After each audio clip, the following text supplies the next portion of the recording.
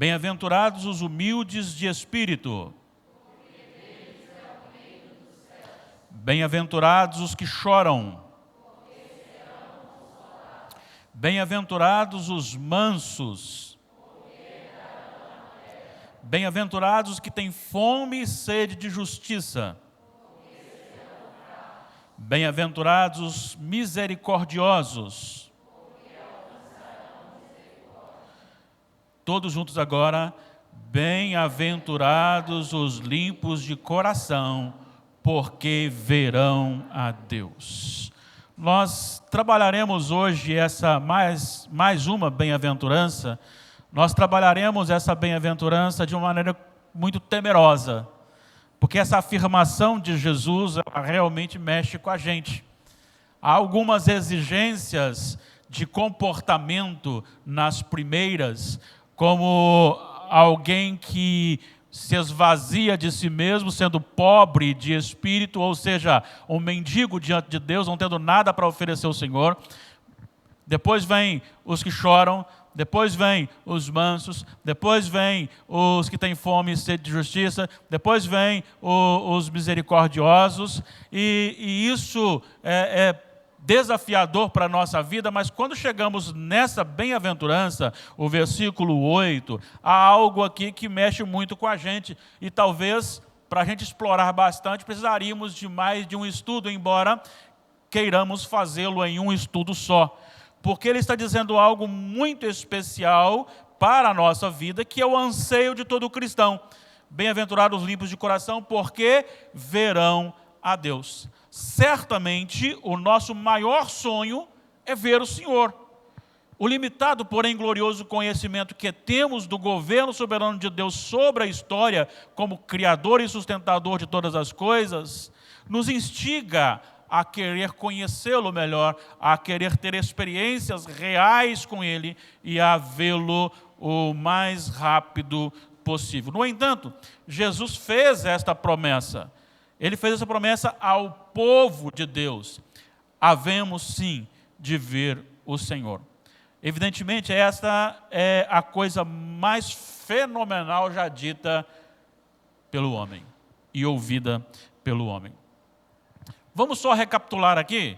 Veja bem como uma bem-aventurança liga a outra, como está tudo junto.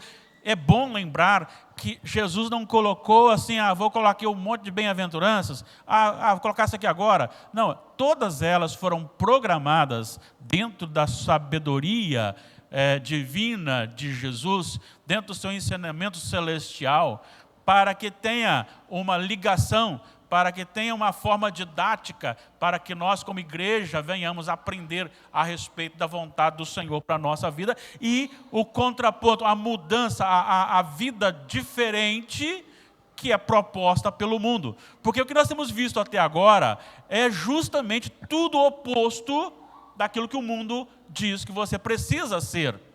Vamos lá, bem-aventurados os mendigos, os pobres de espírito. Esta bem-aventurança, ela traz consigo olhar para dentro do coração e, ao ver o nosso estado de pecado, nos esvaziarmos sabendo que não há nada em nós que possamos oferecer a Deus que realmente lhe cause alegria. Uma vez conhecendo este vazio do coração e nos esvaziando disso, não resta outra coisa senão a segunda bem-aventurança, os que choram. E aí você chora por quê? Porque você olha para a sua natureza corrompida, você olha para o seu pecado, você olha para os seus desejos, para os seus anseios, você lê a Bíblia e você olha para a vontade de Deus e você começa então a chorar, porque não tem outra coisa a fazer a não ser chorar pela graça de Deus. E aí vem então, não apenas o choro, mas o choro me faz então, por causa da minha natureza pecaminosa, e essa pobreza espiritual de não ter nada para oferecer ao Senhor, me faz ter uma conduta de mansidão. E não é simplesmente um aspecto de me tornar manso, por uma exigência externa, mas uma condição interna que nasce após as duas primeiras constatações de esvaziamento e de choro. E aí, então, agora eu ajo com mansidão, inclusive, este é um dos itens do fruto do Espírito a respeito da mansidão. Como, então, eu estou me esvaziando, eu preciso me encher. E de que eu preciso ter fome e sede? Da justiça de Deus, do agir de Deus na minha vida, do mover de Deus na minha vida. Deus, então, move quando eu tenho fome e sede da justiça de Deus, quando eu tenho o desejo do Senhor, anseio pelo Senhor, Ele move sobre mim. E uma vez que eu olho para todas as bênçãos recebidas, eu agora, automaticamente, vou agir de acordo com aquilo que agiram comigo, com misericórdia. Deus agiu com misericórdia, porque eu não tinha nada para oferecer, eu apenas era para chorar, estava chorando, me tornei manso porque não tinha nada para oferecer, tenho fome de justiça, Deus me concede tudo isso, e então agora eu tenho que, como resposta a isso, uma ação que nasce também do coração para ser misericordioso. O Dr. Martyn Lloyd-Jones, ele trabalha essas bem-aventuranças de uma maneira bastante interessante. Ele diz que a primeira, a segunda, a terceira e a quarta bem-aventuranças, elas vão numa linha crescente, e de repente, quando chega então nos misericordiosos, é como se ele voltasse comparando-a com a primeira, do esvaziamento, e o limpo de coração comparando com aqueles que choram. É uma palavra do Dr. Martyn Lloyd-Jones sobre a questão relacionada às bem-aventuranças. Mas nós temos algumas considerações para fazer aqui, eu não posso demorar muito na parte introdutória, e tenho muita coisa para a gente ler aqui agora. Então, abra a sua Bíblia, esteja disposto, porque nós vamos ler muito Bíblia aqui hoje, e espero não passar de pelo menos 20 e 40, no máximo 20 e 40. Bem-aventurados os limpos de coração, porque verão a Deus. Consideremos em primeiro lugar o coração do homem. O coração do homem, ele é tratado dentro da Bíblia como o centro, é o resumo de todo o ser do homem. Jesus o trata como de onde fluem todas as coisas. Vamos lá para Mateus 15, 19? Por gentileza, Mateus 15, 19. Vamos ler juntos. Mateus 15, 19, está até projetado. Vamos lá? Leamos. Porque do coração procedem maus desígnios, homicídios, adultérios, prostituição, furtos, falsos testemunhos, blasfêmias. Lembrando que desígnios é a mesma coisa que o pensamento, algo que você programa no seu coração, algo que você decide no seu coração. Então, olha só, maus pensamentos, homicídio, adultério, prostituição, furtos e falsos testemunhos. Isso tem como origem o coração. Daí, então, como crentes, e graças a Deus, você que está aqui comigo tem sido alimentado pela leitura da palavra de Deus na sua casa, ou em outros locais, ou aqui na igreja, tanto na parte do programa do culto, como na parte dos sermões e pregações, você tem crescido neste conhecimento, e isso é muito bom e me deixa muito feliz. Nós entendemos então que o problema não são os maus pensamentos, os homicídios, o adultério, a prostituição. O problema maior do homem é o coração que o conduz a fazer isto. Então, se o homem faz isto, o problema está no coração, e este é o grande problema do ser humano. Então precisamos entender justamente esta razão. Olha só como é o coração do homem. Segundo o profeta Jeremias 17:9, o coração do homem é definido como indigno de confiança. Vamos lá, Jeremias 17:9. Vamos ler? Enganoso é o coração mais do que todas as coisas, e desesperadamente corrupto. Quem o conhecerá? Primeiro, o coração é enganoso. E ele usa aqui um indicador de intensidade: desesperadamente corrupto. Deixa eu só pensar com você aqui, só para você ter uma ideia. Só para você ter uma ideia. Por que há tanto desvios financeiros? E a maioria deles acontece com pessoas que têm salários muito altos e ainda muitos benefícios em cima desses salários. Ainda assim a pessoa é capaz de desviar.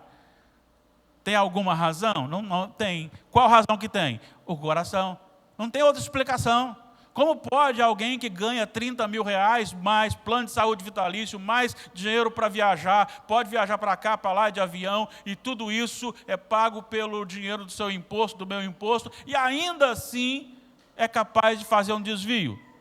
Olha, é somente o coração corrompido que explica, desesperadamente corrompido. Agora veja bem como é que ele encerra: quem o conhecerá? O que ele está dizendo é que você não pode afirmar o que vai acontecer, você não pode confiar no coração do homem. Então, por isso, já ouvi muitas pessoas dizer assim: eu estava orando e senti no coração. Cuidado ao sentir no coração, se esse sentir no coração não estiver de acordo com a palavra de Deus, porque enganoso é o coração, desesperadamente corrupto. Você não pode confiar no coração do homem. Mas também, este coração, além de ser imprevisível, ele, por ser corrupto, ele só vai produzir coisas corrompidas. Mateus 12, 34. Mateus 12, 34. Olha o que Jesus disse. Vamos lá? Raças de víboras. Vamos? Raças de víboras. Como podeis falar coisas boas sendo maus? Porque a boca fala do que está cheio o coração. Vejam bem, ontem nós estávamos no discipulado da nossa amada congregação, Igreja Presbiteriana ali em Betel, e nós falamos lá, enquanto o Natanael estava ministrando o discipulado, surgiu o assunto de nascer pecador, né? E aí eu citei o exemplo de uma vez que o meu pai matou uma serpente muito perigosa, que estava bem próximo à cozinha da nossa casa, e ela estava assim, muito grossa, então ele percebeu que tinha alguma coisa, e quando ele abriu a barriga daquela cobra, saíram cobrinhas pequenininhas, e elas já saíram dando botes. Por que saíram dando botes? Porque são cobras. Todos aqueles que nasceram de Adão são cobras, cobra venenosa. Se o Senhor não arrancar a presa, tirar a peçonha, não vai funcionar. Então o coração do homem é mau. O coração do homem, sendo mau, ele só pode produzir maldade. E tudo aquilo que ele faz é corrompido. Qual a razão da gente ter esse protocolo de usar máscaras, de usar o álcool em gel, e se estiver infectado, não sair? É porque um infectado tem risco de infectar outro.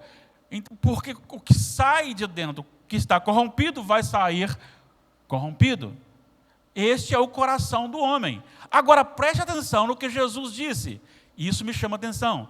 Bem-aventurados, o quê?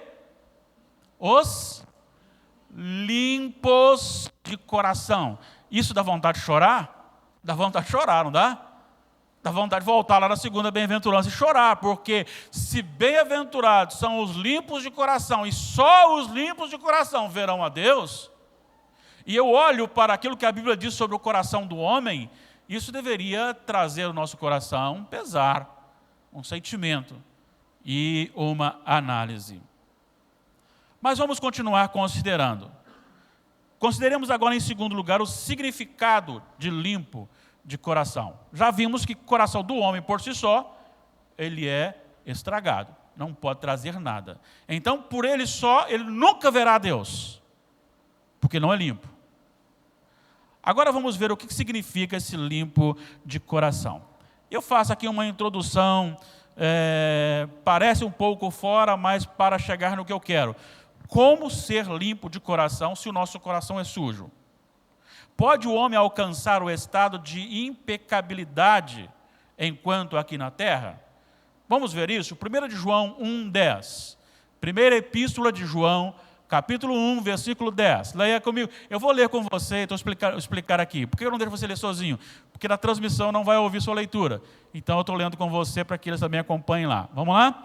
Se dissermos que não temos cometido pecado, fazemo-lo mentiroso e a sua palavra não está em nós. Veja bem, precisamos entender que quando eu digo que não tenho pecado, eu estou blasfemando contra o próprio Deus, chamando-o de mentiroso. João está dizendo isso. Mas não é só isso.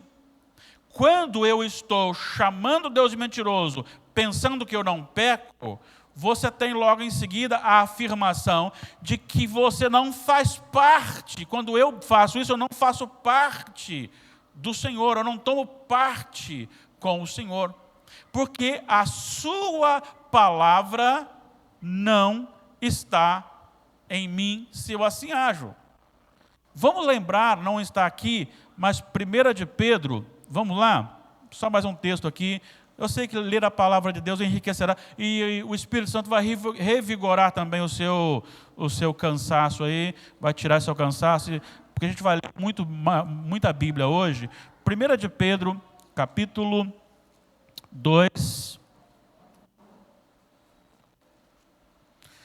1 de Pedro, capítulo 2. Estou chegando lá.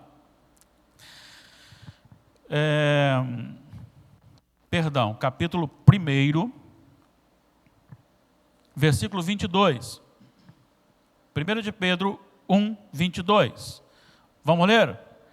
Tendo purificado a vossa alma pela vossa obediência à verdade, tendo em vista o amor fraternal não fingido, amai-vos de coração uns aos outros, 23, ardentemente, pois fostes regenerados não de semente corruptível, mas de incorruptível. Agora presta atenção.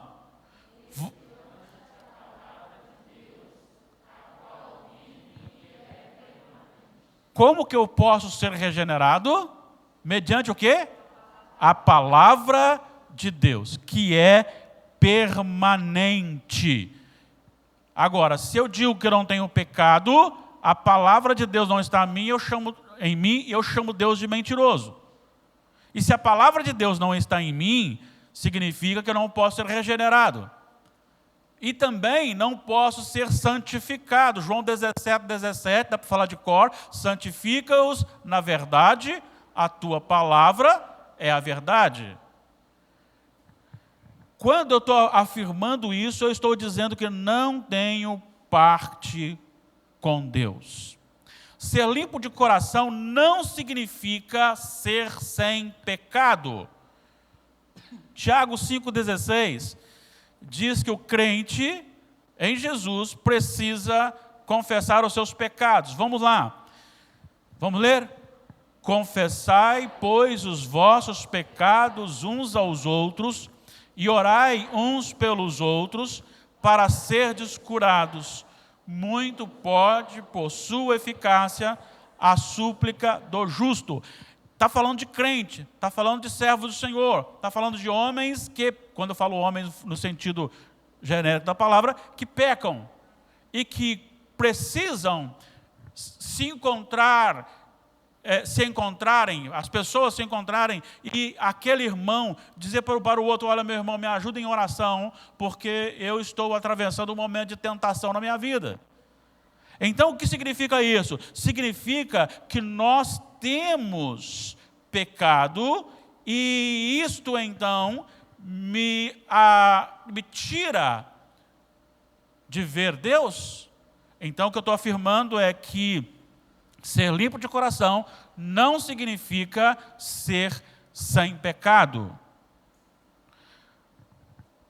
Ter o coração limpo significa, agora vamos para a afirmação positiva, ter fome e sede de Deus. Salmo 63, 1 a 3. Salmo 63, 1 a 3. Vamos ler? Ó Deus, Tu és o meu Deus forte. Eu te busco ansiosamente. A minha alma tem sede de Ti. Meu corpo te almeja como terra árida, exausta, sem água. Assim eu te contemplo no santuário, para ver a tua força e a tua glória, porque a tua graça é melhor do que a vida, os meus lábios te louvam. Volta no versículo 1, por gentileza. Será que eu posso também orar como Davi orou? Se eu posso orar como Davi orou, preste atenção. Tu és o meu Deus forte, eu te busco ansiosamente, a minha alma tem sede de ti, meu corpo te almeja como em terra árida, exausta, sem água e tal. Se eu tenho isso, significa que eu pratico a leitura bíblica e oração em casa. Se eu não pratico, se a minha Bíblia chega em casa, é fechada, guardada e só ela é apanhada no dia de trabalho, significa então que tem alguma coisa errada, e se eu não estou dessa forma, tem algum indício de que o meu coração não está limpo. Para mostrar, ou como evidência de um coração limpo, eu preciso desejar o Senhor, ansiar o Senhor, ter gozo no Senhor, buscar o Senhor, querer o Senhor. Eu vou repetir aqui, durante todo o meu ministério aqui, que já está com 13 anos, então já está com tempo de sobra, mas enquanto eu ficar aqui, eu vou repetir isso. É historicamente reconhecido que todos os avivamentos registrados não se preocupavam, embora o cântico, o louvor seja algo extraordinário, mas não era isso que atraía o povo. Não era a comunhão com os irmãos, embora isso seja saudável, que atraía o povo. Não era um encontro para um lanche que atraía o povo, mas o que atraía o povo era a pregação da palavra de Deus, era a exposição da Bíblia, era a leitura da Bíblia. E alguns casos registrados que as pessoas ficavam, vejam bem, o rapaz começava a pregar e naquele dia tinha muita gente do lado de fora, e aí ele disse o seguinte: gente, amanhã eu vou pregar no mesmo horário, mas por gentileza, você que veio hoje, não venha amanhã, para que os de lá possam entrar. Mas antes mesmo horas antes de começar o trabalho, o lugar já estava tomado de pessoas, e aquelas pessoas saíam, muitas vezes encontravam em algum lugar uma porta aberta, e ali um grupo reunido com a Bíblia aberta, eles entravam de novo, porque eles queriam mais Bíblias, queriam mais a palavra de Deus, mais a palavra de Deus, mais a palavra de Deus. Consequentemente, isso gerava louvor, gerava adoração e gerava comunhão. Fome e sede de Deus. Ter o coração limpo é desejar obedecer os mandamentos do Senhor. Salmo 86, 11. Salmo 86, 11. Vamos lá. Ensina-me, Senhor, o teu caminho, e andarei na tua verdade. Dispõe-me o coração para só temer o teu nome. Esta expressão, dispõe-me o coração para só temer o teu nome, lança luz direta ao que é ter um coração limpo. É a luta, é o desejo de não ter outra força dominando o seu coração com desejos. Lembra que Tiago fala, homem de ânimo dobre. Uma hora quer uma coisa, outra hora quer outra coisa. Pende para cá e pende para lá. Mas o que o salmista está dizendo é, eu preciso querer somente o Senhor. E esta questão do coração limpo, ele tem a ver com o coração santificado. Hebreus capítulo 12, versículo 14. Hebreus 12, 14. Segui a paz com todos e sem a qual ninguém verá o Senhor. Sem santificação não podemos ver o Senhor. Bem-aventurados os limpos de coração, porque verão a Deus. 1 de Pedro 1, 14 a 16. 1 de Pedro 1, 14 a 16. Vamos lá. Como filhos da obediência, não vos amoldeis a paixões que tinhais anteriormente na vossa ignorância. Pelo contrário, segundo é santo aquele que vos chamou, tornai-vos santos vós mesmos em todo o vosso procedimento, porque escrito está: sede santos, porque eu sou santo. A santificação é o processo do coração limpo. Então, isto é ter o coração limpo. É aquele que está no processo de santificação. Irmãos, na verdade, eu estava preparando esse estudo e eu comecei a meditar comigo, usando a palavra da ex-presidente, engasgando consigo mesmo. Eu comecei a meditar comigo mesmo, né, porque não tem outro jeito, né? Comecei a meditar comigo mesmo. Olha, eu tenho 53 anos de vida. Eu tenho 53 anos de igreja.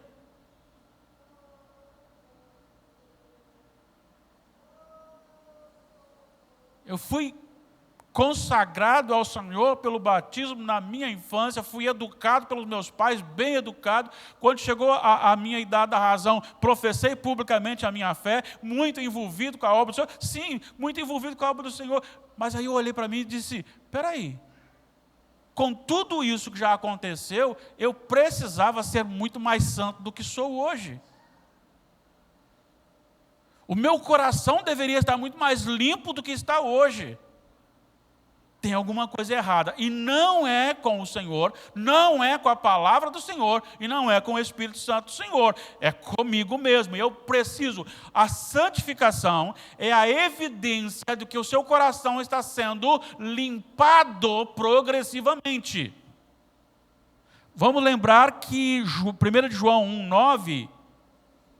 se confessarmos nossos pecados, Ele é fiel e justo para nos perdoar os pecados e nos purificar de toda injustiça. Então isso é o coração puro, limpo. E só o coração limpo verá a Deus. Bem-aventurados os limpos de coração, porque verão a Deus. Consideremos em terceiro lugar, quem pode efetuar a limpeza do nosso coração? O homem não é capaz de limpar o próprio coração. Vamos relembrar aqui Isaías 64, 6, por gentileza, só para a gente trazer isso, ficar bem gravado no nosso coração. Vamos lá juntos?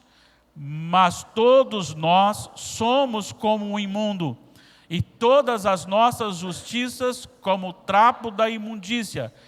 Todos nós murchamos como a folha, e as nossas iniquidades como o vento nos arrebatam. Então eu não posso, eu não consigo.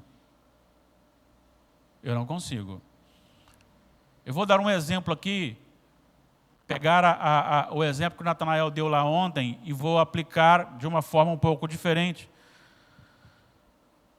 É como se o vidro está sujo com algum creme, algum barro, alguma coisa. E eu apanho uma esponja para limpar.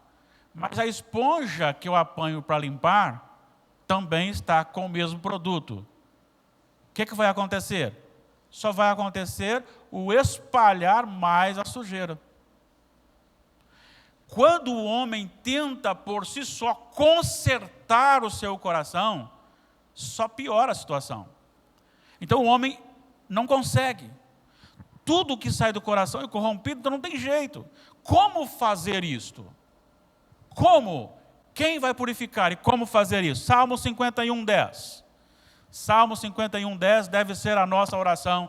Quem sabe todo dia de manhã. Vamos lá? Cria em mim, ó Deus, um coração puro e renova dentro em mim um espírito inabalável. Duas coisas. Cria em mim. Percebeu bem a expressão criar? Criar não significa reformar. Criar é algo novo. Cria em mim um coração puro.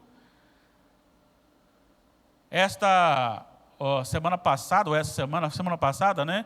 Que eu fui à Vitória e comprei uma caixinha de baterias para o violão.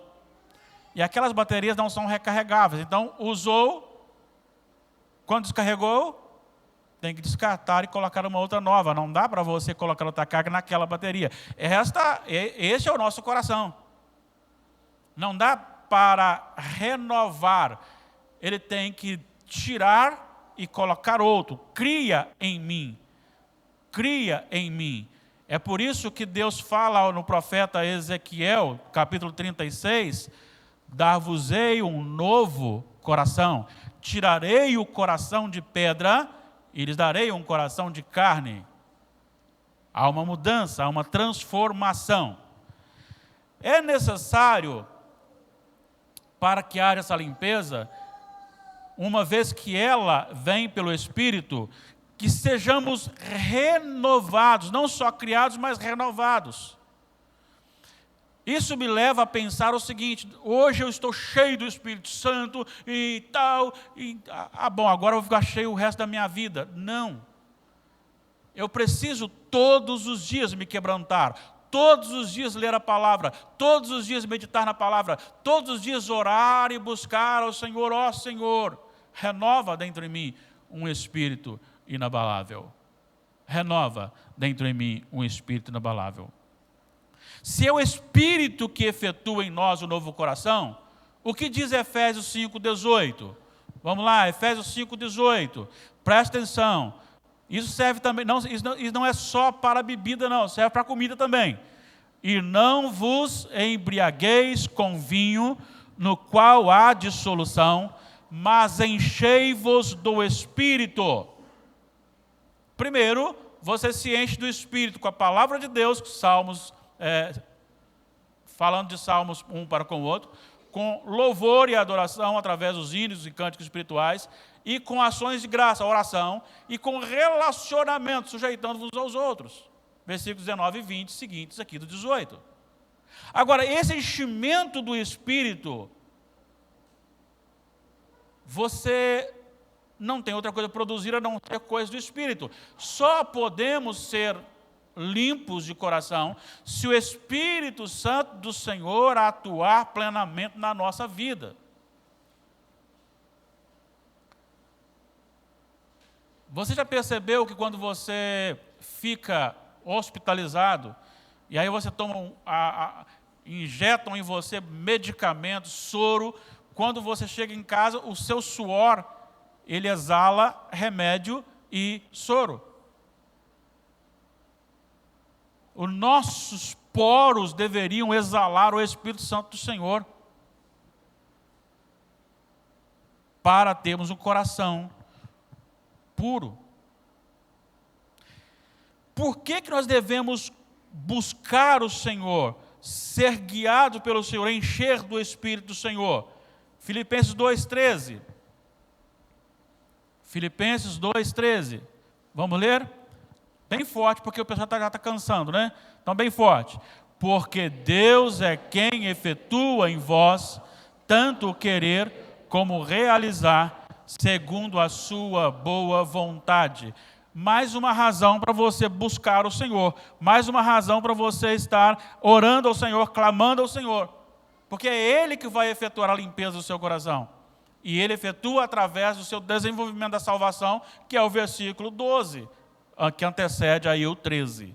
Eu não vou ler agora por causa do nosso tempo, mas Tiago fala que nós precisamos nos achegar a Deus. Aquele que se achega a Deus, Deus se achega a ele também. Romanos 8, 13 e 14 diz que se nós mortificarmos os feitos da carne, viveremos. E se somos guiados pelo Espírito de Deus, somos filhos de Deus. Isto é importante. Eu caminho então para o encerramento, com a última consideração. Lembrando, bem-aventurados os limpos de coração, porque verão a Deus. Consideremos em quarto lugar a afirmação, verão a Deus. Ver a Deus pode e começa aqui, na compreensão que toda a natureza não somente é criada, mas sustentada pelo poder de Deus. Esse texto precisa ser lido pelos irmãos e com muita força. Hebreus 1, 3. 2 e 3, por gentileza. Hebreus 1, 2 e 3. Vamos lá juntos? Nesses últimos dias, nos falou pelo Filho, a quem constituiu o herdeiro de todas as coisas, pela qual também fez o universo. Ele que é o resplendor da glória e a expressão exata do seu ser, sustentando todas as coisas pela palavra do seu poder, depois de ter feito a purificação dos pecados, assentou-se à direita da majestade nas alturas. Criação e sustentação em Jesus. O Salmo 22, 28, trata da história, o governo do Senhor na história. É um dos salmos que eu memorizei este ano. Salmo 22, 28. A gente fica com medo, nós estamos aí em ano de eleição. Nós estamos em ano de eleição. E aí fica aí, quem vai ganhar, quem não vai ganhar, o que acontece? Devemos orar? Devemos, precisamos orar para que Deus levante uma autoridade governamental que tema a Deus. Foi falado aqui o que já aconteceu na Colômbia e nós temos pessoas relacionadas àqueles que concorrem, que vibraram, que foram para a rede social, disseram que maravilha, direito da mulher e tal. Precisamos orar? Precisamos orar. Mas nós também temos que confiar. Salmo 22, 28, por favor.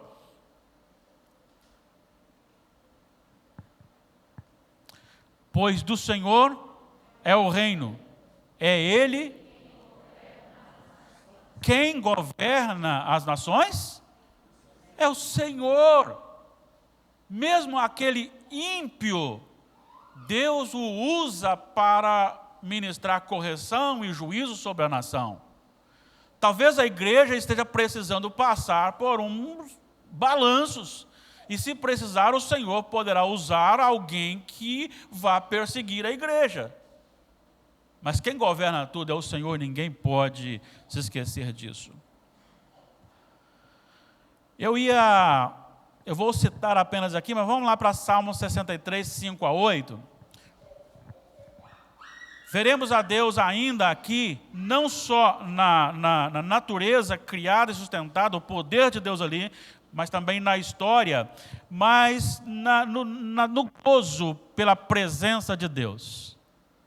No gozo pela presença de Deus. Olha só o que o salmista diz. Poderia aqueles que gostam muito de determinada comida, pode colocar essa banha e gordura no lugar daquilo que você gosta muito, que lhe satisfaz, que lhe enche a boca, né? Que às vezes você olha assim e quase que cai a saliva. Olha como ele diz: como de banha e de gordura farta-se a minha alma, e com júbilo nos lábios a minha boca te louva. No meu leito, quando de ti me recordo e em ti medito durante a vigília da noite, porque tu tens sido auxílio. Tu me tens sido auxílio. À sombra das tuas asas eu canto jubiloso. A minha alma apega-se a ti, a tua destra me ampara. Assim como aquela comida saborosa lhe satisfaz, a alma dele era satisfeita no Senhor. É isso que ele está dizendo.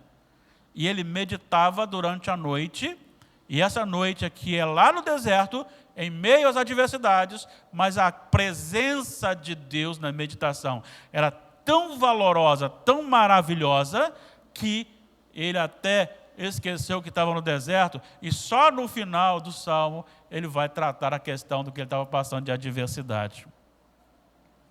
Ana, no capítulo 2 do primeiro livro de Samuel, ela diz: a minha alma regozija-se no Senhor. Regozija-se no Senhor. Irmãos, nós estamos precisando ter mais alegria no Senhor. Veremos a Deus aqui na terra, nesse contexto, ainda que limitado, ainda que parcialmente. Sabe, me encanta a história de Estevão.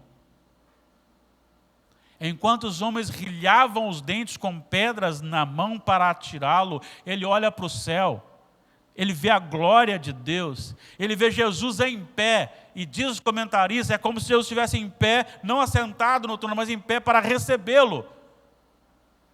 Quem tem essa experiência com Deus é quem é limpo do coração, a santificação progressiva. Você vai se aproximando de Deus, vai amando o Senhor, querendo o Senhor e buscando o Senhor. E quanto mais você se aproxima do Senhor, mais de Deus você experimenta aqui. Mas não é só isso, e graças a Deus por isso. Nós veremos o Senhor na consumação.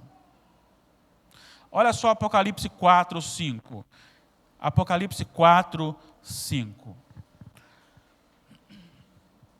Aqui na minha versão começa ao redor. Ali só começa do trono, né?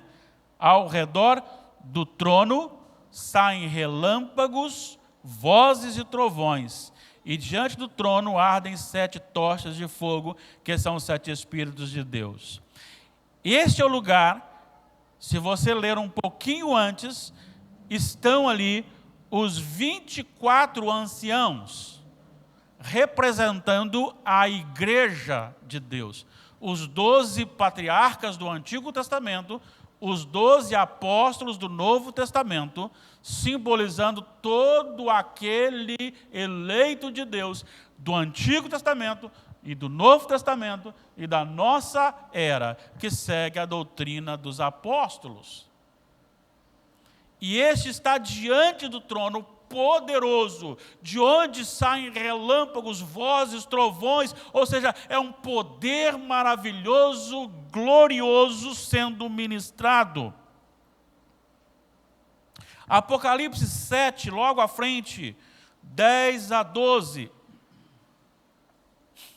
E clamavam em grande voz, dizendo: ao nosso Deus, que se assenta no trono, e ao Cordeiro pertence a salvação. Todos os anjos estavam de pé, rodeando o trono, os anciãos e os 4 seres viventes. E o trono se prostraram sobre o seu rosto e adoraram a Deus, dizendo, leiam por favor, amém. O louvor e a glória e a sabedoria e as ações de graças e a honra e o poder e a força sejam ao nosso Deus pelos séculos dos séculos. Amém. Não posso parar por aqui. Apocalipse 21, versículos 1 em diante. Vi novo céu e nova terra, pois o primeiro céu e a primeira terra passaram e o mar já não existe. Vamos lembrar que aqueles que não têm o nome inscrito no livro da vida, diz o versículo anterior, que é o 15 do capítulo 20, esse foi lançado para dentro do lago de fogo. Mas aquele que tem o seu nome inscrito no livro da vida, é sobre esse que está se referindo agora. Vi também a cidade santa, a nova Jerusalém, que descia do céu, da parte de Deus, ataviada como noiva, adornada para o seu esposo. Então ouvi grande voz vinda do trono, dizendo: eis o tabernáculo de Deus com os homens, Deus habitará com eles. Eles serão povos de Deus, e Deus mesmo estará com eles.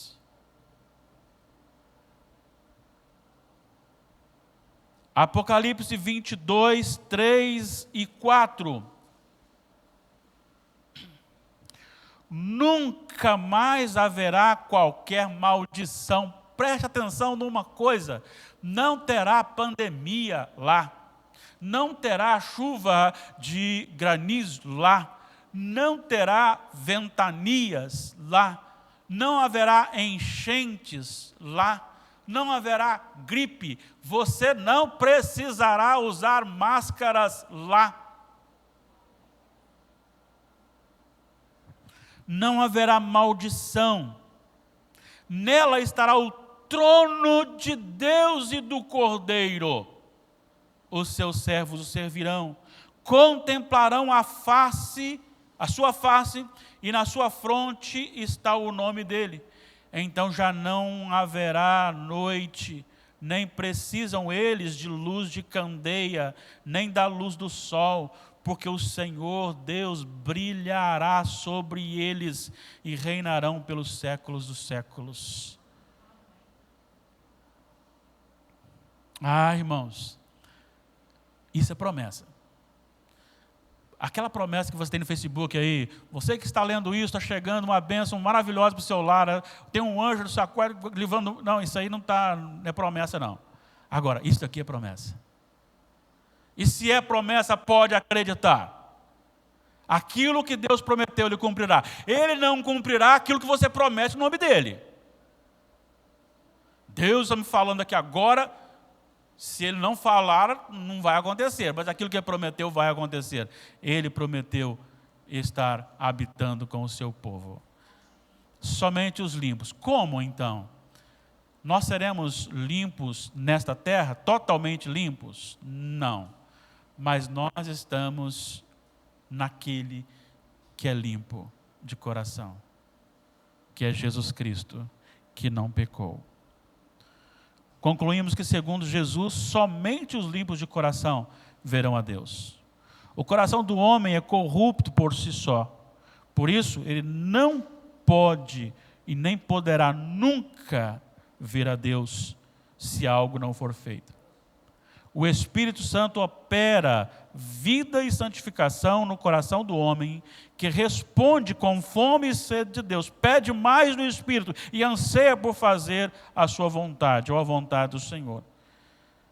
Esses veem a operação de Deus nos mínimos e nas mínimas coisas, o agir soberano do Senhor nos mínimos detalhes.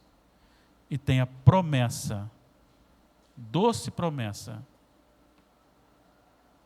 da consumação, quando o céu descerá para a terra, a capital celestial descerá para a terra, e o Senhor descerá e habitará com o seu povo. Aí sim, corpo glorificado, sem nenhum pecado. Não porque nós nos purificamos, mas porque Cristo pagou por nós e o Espírito efetuou em nós esta purificação. Agora, olha a sua vida. Quanto tempo de conversão você tem? Quanto de pureza você já adquiriu pelo Espírito Santo no seu coração? Se você pensar um pouquinho, talvez você se sentirá um pouquinho frustrado. Mas eu queria dizer para você o seguinte: as misericórdias do Senhor são a causa de não sermos consumidos. Ela se renova a cada manhã. Você pode agora começar a santificação.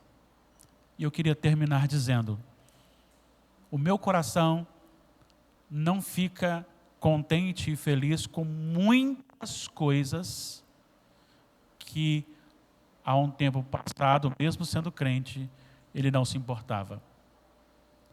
O meu coração não fica feliz com o ritmo que muitas vezes a igreja em si, de forma geral, vive. E muitas vezes eu mesmo vivo. Por isso, o choro por não ter nada para oferecer para o Senhor e por merecer a perdição. e por querer uma purificação. Bem-aventurados os limpos de coração, porque verão